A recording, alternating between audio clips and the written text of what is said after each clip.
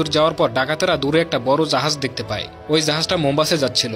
তারপর দেখা যায় ওই ডাকাতেরা ওই জাহাজের কমিউনিকেশন ফ্রিকোয়েন্সি ট্র্যাক করে নিয়েছিল, যার ফলে জাহাজের ভেতরের ক্যাপ্টেনের কথা সব শুনতে পাচ্ছিল। এরপর আমরা সেই বড় জাহাজটিকে দেখতে পাই, আর সেটি হলো একটা কার্গো শিপ। এই জাহাজের ক্যাপ্টেনের নাম রিচার্ড ফিলিপস।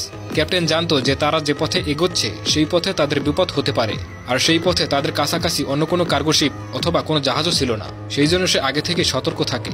ক্যাপ্টেন তার দূরবীনের সাহায্যে সমুদ্রে দেখতে পায় অনেক দূর থেকে তাদের জাহাজের দিকে দুটো বোট আসছে। এরপর ক্যাপ্টেন জাহাজের রাডার স্ক্রিনে দেখতে পায় সেই বোট দুটো তাদেরকে ফলো করছে। তখন ক্যাপ্টেন তার ক্রু মেম্বারদেরকে বলে জাহাজ বাদিকে ঘুরিয়ে নিতে।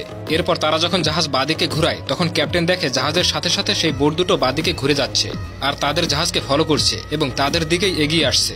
ক্যাপ্টেন বুঝতে পারে সমুদ্রের ডাকাতরা তাদের জাহাজ ডাকাতি করতে এসেছে, তাই ক্যাপ্টেন এই ইনফরমেশন আমেরিকান নেভিকে পাঠিয়ে দেয়।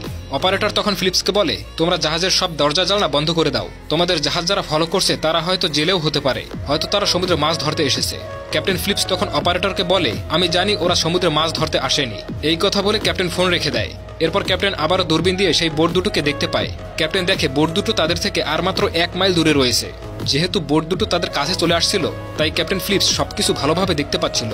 সে দেখে বোটের ভেতরে যারা বসেছিল তাদের সবার হাতেই বন্দুক রয়েছে। এবার ক্যাপ্টেন পুরোপুরি কনফার্ম হয়ে যায় যে ওই বোটে যারা রয়েছে তারা আসলে ডাকাত। এবার ক্যাপ্টেন জাহাজের রেডিওর সাহায্যে পুলিশের সাথে কন্ট্যাক্ট করার চেষ্টা করে, কিন্তু সে কোনোভাবেই পুলিশের সাথে যোগাযোগ করতে পারছিল না। ফিলিপস জানতো তার এই কথা ডাকাতরা শুনতে পাচ্ছে, তাই সে তার উপস্থিত বুদ্ধি কাজে লাগিয়ে ফোনে পুলিশকে বলে, সমুদ্রের মধ্যে আমাদের জাহাজকে দুটো বোট ফলো করছে আর ওই বোর্ডে কিছু ডাকাত রয়েছে, হয়তো ওই বোটের পেছনে তাদের বড় জাহাজ রয়েছে। এই কথা বলে ক্যাপ্টেন তার নিজের ভয়েস পাল্টে ফেলে এবং বলে,